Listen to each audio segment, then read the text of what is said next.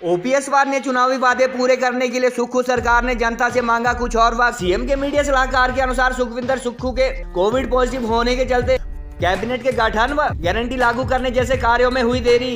कल quarantine period समाप्त होने के बाद 25 को शिमला लौट सकते हैं सीएम।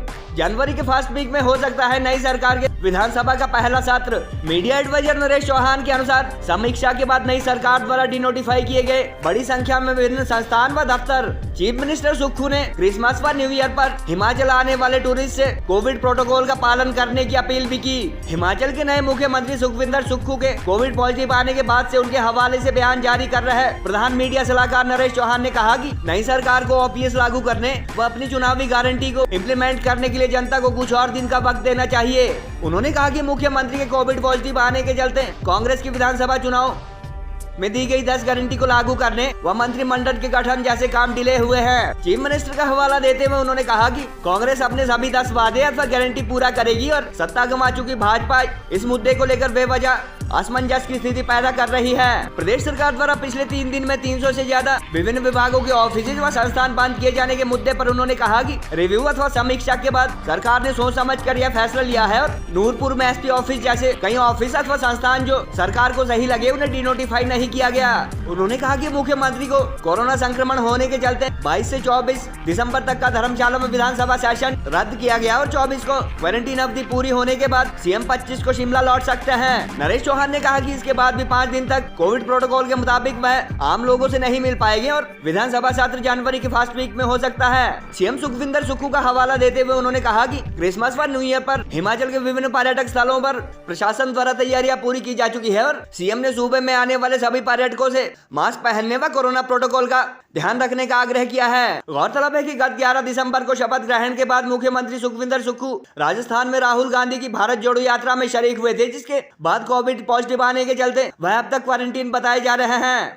इस बीच नई सरकार द्वारा सूबे में अप्रैल माह के बाद खुले सैकड़ों संस्थान व ऑफिस बंद किए जाने के मुद्दे पर कल से विभिन्न हिस्सों में भाजपा व पार्टी के विभिन्न संगठनों द्वारा सुक्खू सरकार के खिलाफ विरोध प्रदर्शन भी किए जा रहे हैं। उक्त प्रदर्शनों के दौरान जहां भाजपा द्वारा गत माह संपन्न विधानसभा चुनाव के दौरान 10 दिन व पहली कैबिनेट में ओपीएस की बहाली, महिलाओं को 1500 रुपए भत्ता तथा 1 लाख सरकारी नौकरियां दिए जाने जैसी गारंटी को मुख्य मुद्दा बनाया गया। वहीं कैबिनेट रैंक के सीएम के मीडिया एडवाइजर नरेश चौहान ने आज इस बारे पार्टी व हिमाचल सरकार का पक्ष रखा।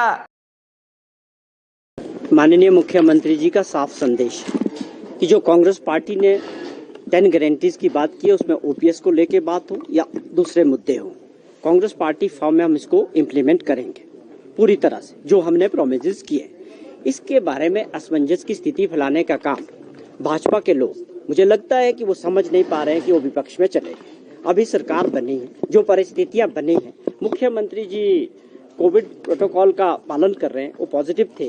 24 तारीख को उनका जो है वो खत्म होगा। उसके बाद अगली परिस्थितियां जो डिले हो गई थी, 3 दिन का सेशन था और कैबिनेट का जो स्वरूप बनना था, वो सारी बातें थोड़ी आगे जरूर गई। जहां तक आपका सवाल था कि जो डिनोटिफाई किए गए, पिछली सरकार ने 4.5 साल तक पिछली सरकार के जो मुख्यमंत्री थे और सरकार कुछ करे नहीं। इसका जो रिजल्ट था आपने बाई इलेक्शंस में देखा कि पूरी तरह से 4 सीटें वो सरकार हार चुकी थी और एक लोगों का जो मूड था, एक फेलियर चीफ मिनिस्टर उसको चला रहे थे। तो उन्होंने क्या किया कि लास्ट के 3-4 महीनों में 900 कुछ ऐसे इंस्टीट्यूट्स खोल दिए बिना किसी फाइनेंशियल प्रोविजन के। कोई फाइनेंशियल प्रोविजन नहीं, कोई इंफ्रास्ट्रक्चर नहीं, कोई स्टाफ नहीं, केवल वो जो मंशा थी पिछली सरकार की और मुख्यमंत्री जी, वो साफ थी कि वोट बैंक की जो राजनीति की गई थी। हमारी सरकार ने उसको रिव्यू करने के बाद उसमें से काफी सारी चीजें जो है डिनोटिफाई की। माननीय मुख्यमंत्री जी ने एक बात को समझा और पूरे उनके साथ जो लोग बैठे थे कि पिछली सरकार ने केवल वोट राजनीति की है और एक गलत फैसला किया। लेकिन एक संदेश बड़ा साफ है मुख्यमंत्री जी का कि जहां पर मेरिट के आधार पे इन इंस्टीट्यूशंस को दोबारा से नोटिफाई करने की आवश्यकता होगी, उसको मैं खुद देखूंगा और वो करेंगे। और बहुत सारे ऐसे एग्जाम्पल्स भी हैं जो अभी जिसको डिनोटिफाई नहीं किया गया। जैसे आप देखें नूरपुर में एसपी बैठते हैं तो वो उसको डिनोटिफाई नहीं किया गया, वो भी अप्रैल के बाद का फैसला था। लेकिन जहां पर ये अननेसेसरली केवल लोगों को प्लीज करने के लिए और अपने वोट बैंक के नजरिए से इसको खोला गया था और एक बहुत बड़ा बोझ हिमाचल प्रदेश की जनता पे डालने का प्रयास पिछली सरकार ने किया था, बिना फाइनेंशियल मैनेजमेंट के, बिना नियमों के, उस पे ये कार्रवाई हुई। कैबिनेट का जो गठन होना है वो स्वाभाविक तौर पे मुख्यमंत्री जी के कोरोना पॉजिटिव होने की वजह से थोड़ा एक्सटेंड हुआ है। 22, 23, 24 का सेशन था धर्मशाला में और उसके बाद कैबिनेट का गठन होना है। तो ये बातें अब 24 तारीख को शाम को जो उनका क्वारंटीन है वो पीरियड है वो खत्म होगा, उसके बाद वो शिमला आएंगे। ये जरूर है कि हमारी अपील रहेगी कि उसके बाद भी हिमाचल प्रदेश के लोग जो उनसे मिलना चाहते हैं वो फर्दर एक प्रोटोकॉल है कि 5 दिन तक तकरीबन और वो लोगों से नहीं मिल पाएंगे।